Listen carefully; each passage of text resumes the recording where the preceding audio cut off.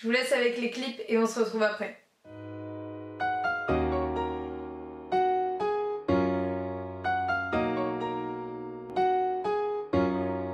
So now I'm dancing in an empty room.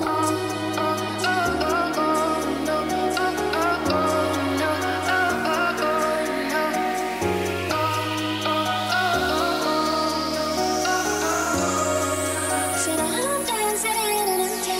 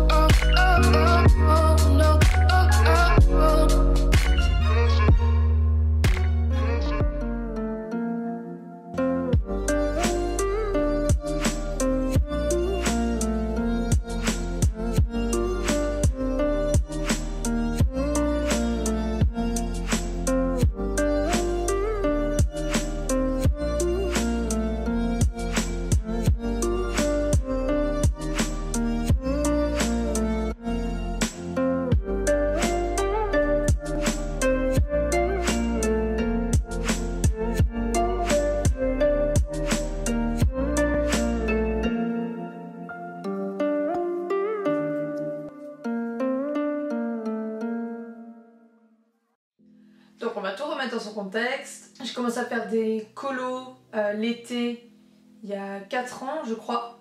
Et là je suis partie en Chine, donc c'était l'été dernier, en juillet 2018. Je sais que j'ai beaucoup de chance de voyager, j'adore ça et je prends vraiment beaucoup de plaisir à découvrir des nouveaux endroits.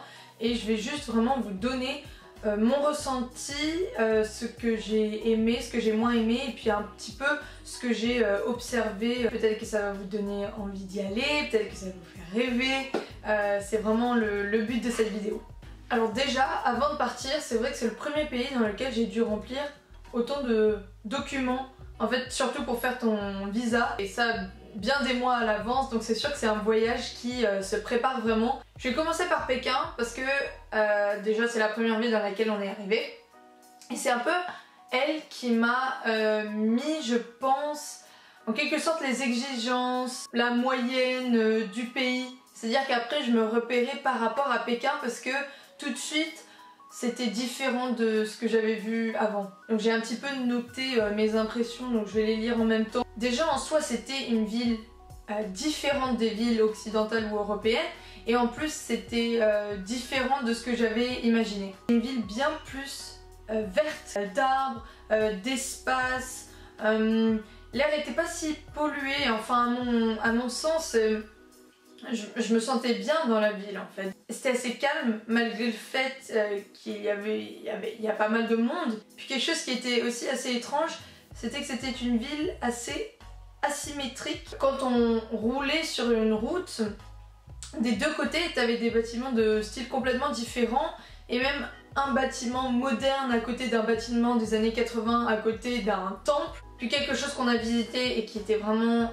hyper impressionnant, et bien évidemment un indispensable si on va en Chine ou à Pékin, c'est la visite de la cité interdite où les empereurs vivaient. C'était une sorte de mini-ville. Ça fait partie de ces endroits dont on parle, on a déjà entendu le nom, mais le fait d'y avoir été, c'est beaucoup plus marquant.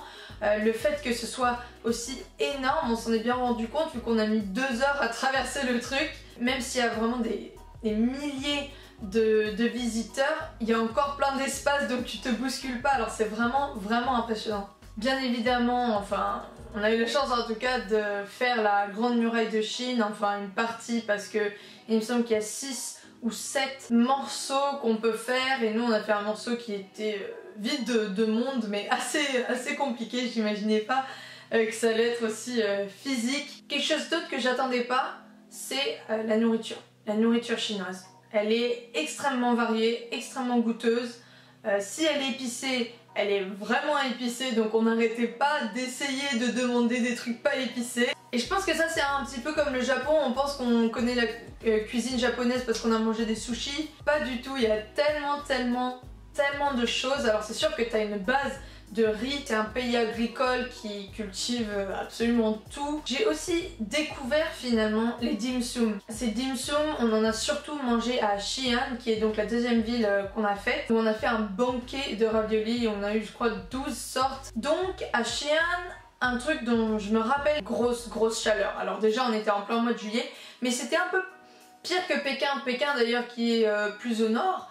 Et là c'était un peu plus dans les terres. Ce qui est absolument incontournable et qu'on a fait là-bas, c'est l'armée en terre cuite avec ces soldats, en fait cette armée qui est censée accompagner l'empereur à la mort. 3 très grandes fosses. Il y a plus de 8000 soldats, je crois, plein de chars tirés avec des chevaux, tout ça bien sûr en terre cuite. Donc à part ça, à Xi'an, voilà, c'était de ça dont je voulais vous parler. Et ensuite on est allé à Shanghai, qui était là tout de suite déjà un peu différente des deux autres villes. Peut-être un peu plus occidentale, un petit peu plus de touristes. On y a même trouvé des grands centres commerciaux avec des marques internationales qu'on connaît partout. On a plus fait des musées que des visites à l'air libre. Et enfin on est allé à Hong Kong, alors qui tient un statut un petit peu particulier par rapport à la Chine, et vu qu'il y a un petit peu des choses qui se passent là-bas en ce moment, je me suis dit que je pouvais faire une mini parenthèse pour expliquer un petit peu ce qui se passe, n'étant pas historienne, ni journaliste, ni quoi, donc si jamais je fais une erreur, il faut pas m'en vouloir. Donc Hong Kong fait pas réellement partie de la Chine. Hong Kong a été cédé provisoirement au Royaume-Uni suite à la guerre de l'opium. Puis suite à des tensions, disons, à des problèmes, il y a eu un nouveau contrat qui a été signé, un contrat qui laissait Hong Kong au Royaume-Uni pendant 99 ans, le 1er juillet 1898. Et donc, le 1er juillet 1997, Hong Kong a été rendu à la République populaire de Chine. Hong Kong est donc devenue une région administrative spéciale. Il y a des manifestations des Hongkongais parce que Pékin, donc le gouvernement chinois, dépasse un petit peu trop les limites, s'implante un petit peu trop à Hong Kong. Et c'est vrai que c'est une situation qui a pris pas mal d'ampleur. Par exemple, l'aéroport international de Hong Kong a été complètement bloqué. Il y a eu des centaines de milliers de manifestants, voire presque jusqu'à 2 millions, j'ai vu. Voilà, donc il y a un petit peu ça qui explique le fait que Hong Kong, même quand moi j'y étais, est différent du reste de la Chine. Bien plus de touristes européens, contrairement au reste de la Chine où il y avait beaucoup de touristes chinois, en fait surtout des enfants qui sont aussi dans des espèces de colonies de vacances. Et on nous prenait en photo, en vidéo, parce qu'il y en a beaucoup qui n'ont pas vu d'Européens de leur vie et c'est peut-être la seule fois où ils vont en voir. Et finalement c'était Hong Kong, la ville que je voulais voir. En fait depuis la 6e où j'avais fait une présentation avec une amie et j'ai été pas déçue, mais c'était pas ma ville préférée. Je pense vraiment que ma ville préférée c'était Pékin. Comme je l'ai dit, c'est un peu la ville qui m'a fixé mes attentes. Au niveau des transports aussi, entre chaque grande ville on est obligé de prendre le train, même le train de nuit tellement les distances sont énormes. Alors c'est vrai que dans l'ensemble ok, c'est peut-être pas des trains hyper propre, hyper sophistiqué, mais moi j'ai vraiment bien aimé et j'en garde un bon souvenir. Bien sûr, ce qu'on avait en Chine et qui est, je pense, absolument indispensable, c'est d'avoir des guides locaux. On changeait de guide à chaque ville, et juste à Hong Kong où on n'a pas eu de guide et j'ai même trouvé ça un peu dommage. Donc déjà on avait un guide parce que l'anglais n'est pas du tout répandu, sauf parmi les plus jeunes, genre vraiment les enfants essayaient de nous parler parfois anglais. Le mandarin est bien la langue officielle, mais il y a plein de dialectes chinois qui sont parlés dans les villes. Puis aussi au-delà de la langue, j'ai pu poser des questions, comprendre un peu mieux, avoir justement des explications aux choses qu'on voyait. Alors je pense que vous l'avez compris, vraiment dans l'ensemble, j'étais vraiment ravie de ce voyage. J'ai vraiment découvert un pays que je ne connaissais pas et que je pense que personne ne connaît réellement. Et c'est ce que nous disait l'une des guides et j'étais d'accord. C'est que tout le monde vient avec des idées en Chine, des idées qu'on nous véhicule. Et en fait quand tu y vas et quand tu le vis toi-même, c'est complètement autre chose. Alors ça peut être positif pour certains comme pour moi. Et bien évidemment on peut aussi ne pas aimer. Mais dans tous les cas, c'est complètement différent de ce qu'on imagine et je pense qu'il faut y aller et le vivre pour vraiment se rendre compte de ça. Alors j'espère que cette vidéo vous aura plu.